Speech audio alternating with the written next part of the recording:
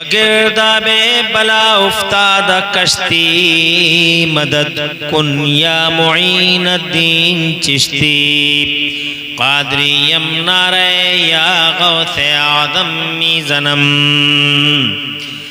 दमज़े शेख अहमद रज़ा खां कुतुब आलम मीज़नम कादरियम नरे या गौसे आदम मीज़नम दमज़े मुर्शिद मुत्तकी मुफ्ती आदम मीज़नम रहमते दो आलम नूर मुजस्सम फ़ख्रे आलम फ़ख्रे आदम व बनी आदम हुजूर अहमद मुजतबा प्यारे मोहम्मद मुस्तफ़ा सल्लल्लाहु ताला अलैहि वाला आलिहि वसल्लम के दरबारे गोहरबार में हदिया दरूदो सलाम नज़र कर लें। पढ़ लीजिए अल्लाहुम्मा सल्ली अला सय्यदना मौलाना मुहम्मदिन व अला आलि सय्यदना मौलाना मुहम्मदिन मअदनिल जूदि वल करम मंबइल इल्मी वल हिल्मी वल हिकम सलातन व सलामन अलैका या रसूल अल्लाह सल्लल्लाहु ताला अलैहि व अला आलिहि वसल्लम।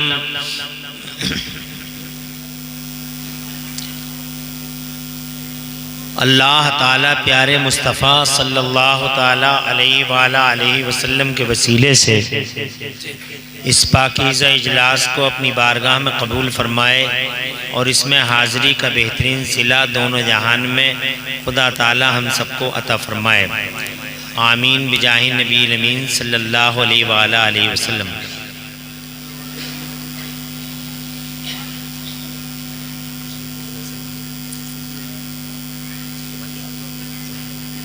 अल्लाह ताला की अता उसकी तौफीक से आप हजरात बड़ी तादाद में आज इस पाकीज़ा बज़्म में रामपुर गना के इस अज़ीमुश्शान जलीलुल क़द्र इदारे तालीम में तशरीफ़ लाए। आपने अपने वक्तों की कुर्बानी दी, अल्लाह इसका आपको सिला देगा। 11 बच्चों की दस्तार बंदी का ये जश्न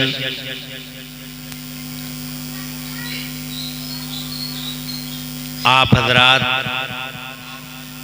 और हम सब के लिए दोनों जहान में सआदत और खुशहाली का बाइस बने। हमारे इस स्टेज पे बड़ी बड़ी अहम इल्मी फ़िक्री शख्सियतें जलवगर हैं, बिलखुसूस उस्ताज़ों के उस्ताज़ हमारे उस्ताज़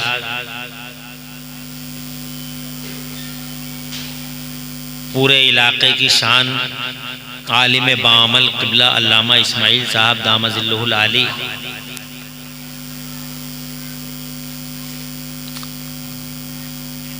आप हजरात के दिलों की और रूहों की तस्कीन के लिए आपकी नज़रों के हिसार में है। इस पाकीज़ा बज़्म की कामयाबी पर और इस इदारे की खुशहाली तरक्की इर्तिक़ा उरूज पर मैं सबसे पहले यहाँ इस इदारे के ज़िम्मेदारों ओहदेदारों को, कमेटी वालों को दिल की गहराई से मुबारकबाद पेश करता हूँ, जिन्होंने कदम ब कदम शाना बशाना हज़रत क़िबला मौलाना अब्दुल समी साहब प्रिंसिपल इदारा हाजा को अपनी इमदादात से नवाजा, एआनतों से नवाजा, साथ दिया और आज अल्हम्दुलिल्लाह तालीमी, तदरीसी और तामीरी एतबार से ये इदारा उरूज इर्तिक़ा की मंजिलों को छू रहा है। बड़ी जद्दोजहद की है हज़रत क़िबला मौलाना अब्दुल समी साहब ने। ये नई इमारत इस बात का खुला सबूत है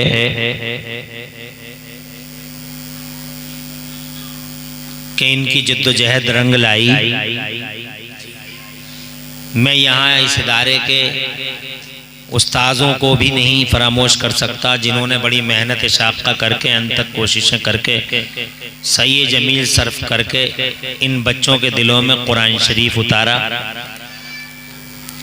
आज मुझे खुशी है कि यहाँ हिफ्ज़ कुरान की दस्तार के साथ साथ बिफ़ज़्लिही ताला दर्स निज़ामी की तकमील की दस्तार भी आप मुलाहिज़ा फरमाएंगे। मेरे बुजुर्गों, मेरे अजीज़ों, मेरे नौजवान साथियों,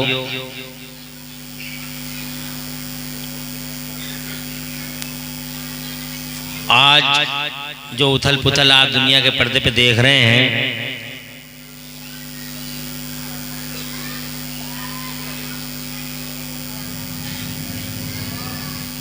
सो काल सुपर पावरों का टकरा जाना,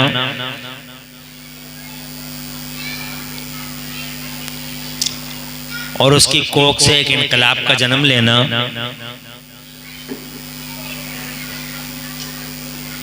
ये हम सबके लिए सबक हैं। जी,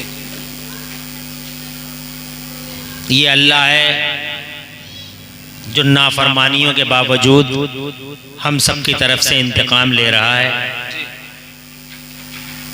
मगर हम अल्लाह की तरफ नहीं दौड़ते। फिक्र की बात वो है जो मौलाना रिजवान मियाँ साहब ने बहुत अच्छे अंदाज में आपसे इरशाद फरमाई। नाफरमानी कर रहे हैं, बेहुरमतियाँ हो रही हैं, जिल्लत रसवाई सामने है, मगर फिर भी हम निकोकारी की तरफ, अल्लाह की तरफ मुतवज्जे नहीं होते।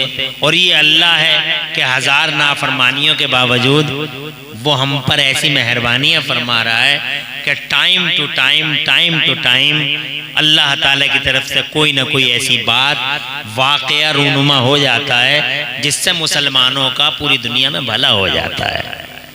जी, हमारे मुस्तफ़ा की रहमत हमें जिंदा रखने की बाइस है, वरना हमारे अमाल बहुत बुरे हैं। हमें इन जलसों में ये सोचना चाहिए कि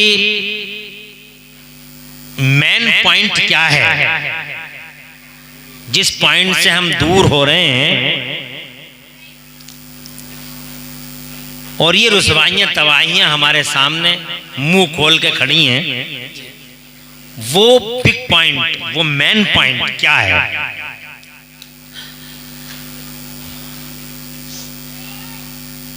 मेरी नजर में वो बड़ा पॉइंट, जिस पॉइंट से हम बहुत दूर भाग रहे हैं और हालांकि वही हमारी कामयाबी का मरकज है,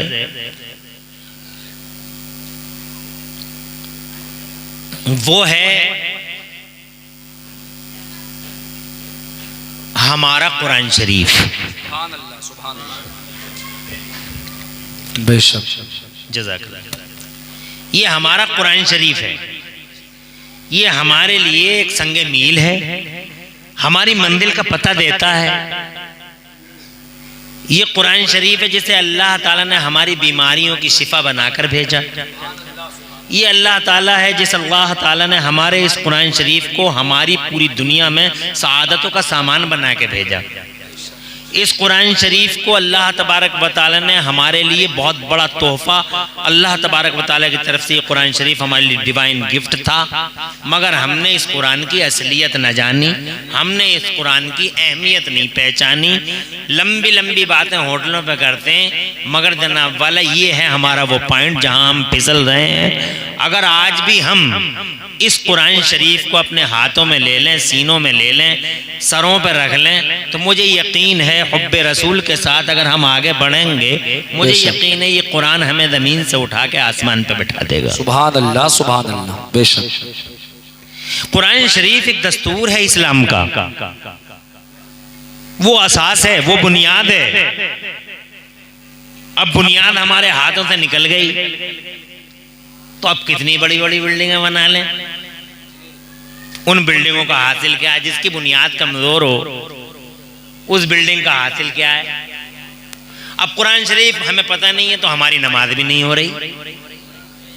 तवज्जो है, बस नमाज पढ़ो, नमाज पढ़ो, नमाज पढ़ो, मगर नमाज की जान कुरान है।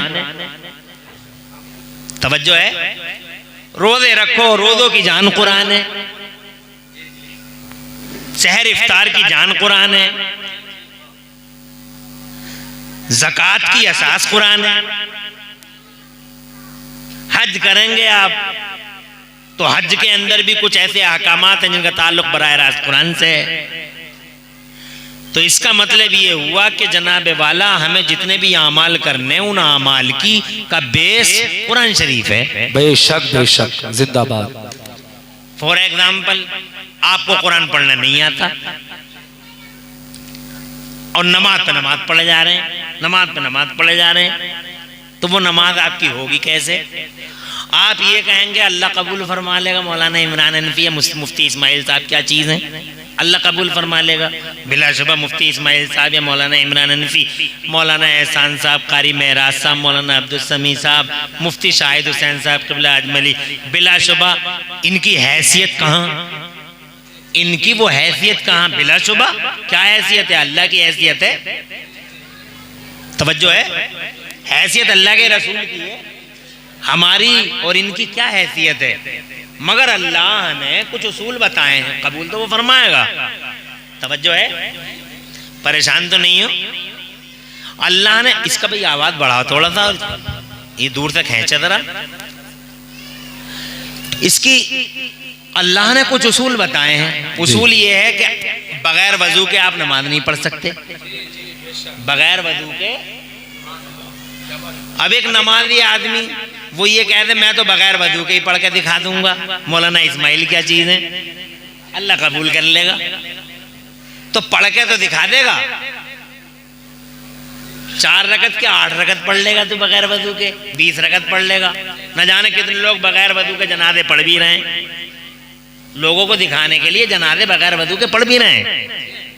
आए तेजी से नेताजी हैं, बाबूजी हैं, सूरमा साहब हैं, इनसे कौन क्या पूछेगा? ये तो कार से उतरे, वोट मांगने के लिए चेहरा दिखाने आए हैं, बड़ी तेजी से जमात में भागे, अल्लाह अकबर, सबसे ऊंची टोपी उन्हीं की होती है, बगैर वजू के पढ़ रहे हैं। मगर अल्लाह का कानून है बगैर वजू के नमाज नहीं हो सकती जनाब, नहीं हो सकती, नहीं हो सकती। आप कहें कि अल्लाह कबूल कर लेगा तो जनाब वाला आपका ख्याल काम है, वहम है, सिर्फ वहम है, अल्लाह कबूल नहीं करेगा। मेरे अल्लाह ने इरशाद फरमाया, या अय्युहल्लज़ीना आमनू इज़ा कुमतुम इलस्सलाति फग़सिलू वजूहकुम, ए लोगो जो नमाज का इरादा करो तो अच्छा वजू करो। मेरे मुस्तफ़ा ने फरमाया अच्छा वजू करो, तो जनाब वाला आका ने तो ये भी फरमा दिया कि जिसने अच्छा वजू नहीं किया उसकी नमाज में भूल चूक होती है। और ये जो भूल चूक होती है इसकी वजह ये होती है कि लोगों के वजू अच्छे नहीं होते। बगैर वजू के नमाज नहीं हो सकती। ऐसे ही बगैर कुरान शरीफ अच्छा पढ़े नमाज नहीं हो सकती। आप ला के अल्लाह कबूल कर लेगा, अल्लाह कबूल कर लेगा, तो जनाब वाला नहीं नहीं, अल्लाह तो कबूल फरमाने वाला, मगर उसकी बेस ये है कि कुरान शरीफ आप अच्छा पढ़ें। आप कुरान शरीफ पढ़ते ही नहीं है। कुरान शरीफ पढ़ने को आप जनाब वाला मायूब समझ रहे हैं। आप अमर उजाले पढ़ते हैं, दैनिक जागरण पढ़ते हैं, आप अखबार पढ़ते हैं, आप व्हाट्सएप फेसबुक देखते हैं, मगर कुरान शरीफ की तरफ आपकी नजर है ही नहीं। अल्लाह अच्छा रखे इन मदरसों को जो जनाब वाला ये अमानत का बोझ आज भी उठाए हुए हैं। हजार आप इनकी चुगलखोरियां करें, हजार वाला नुक्ताचीनी करें, कीड़े निकाले, निगेटिव पॉइंट ढूंढे, मगर फिर भी अब्दुल समी जैसे लोग, मौलाना इस्माइल जैसे लोग, और कारी महराज और मौलाना जनाब एहसान जैसे लोग, अल्हम्दुलिल्लाह इस मौलाना मोहम्मद हसन जैसे लोग अल्हम्दुलिल्लाह इस जलसे को, इस अमानत को उठाए हुए हैं और बगैर कतई नजर इससे इनके बारे में क्या कह रहे हैं। आप जनाब नुक्ताचीनियों, आप जनाब वाला चुगलखोरियों के अलावा फुर्सती अब चुगलखोरियों के अलावा कुछ और कर नहीं पा रहे हैं। मौलवी यूं हज़रात मोहतरम अर्ज़ करना चाहूँगा कि कुरान शरीफ जैसी अमानत के बोझ को उठाना मुबारकबाद का कदम है। अल्लाह ताला इन हज़रात मौलवियों को सलामत रखे और इनको शायद देर तक रखे, इनका एहसान मानना चाहिए आपको। अगर आपने कुरान शरीफ नमाज में पढ़ा और नमाज में आपने अल्हम्दो की जगह अल्हम्दो पढ़ा, नमाज नहीं होगी। मुफ्ती इस्माइल साहब क़िबला मौजूद हैं, आप पूछ के देख लीजिए। आपने जनाब वाला बहुत सारे मकामात पर लहने खफी और लहने जली कर दिया, नमाज आपकी नहीं होगी।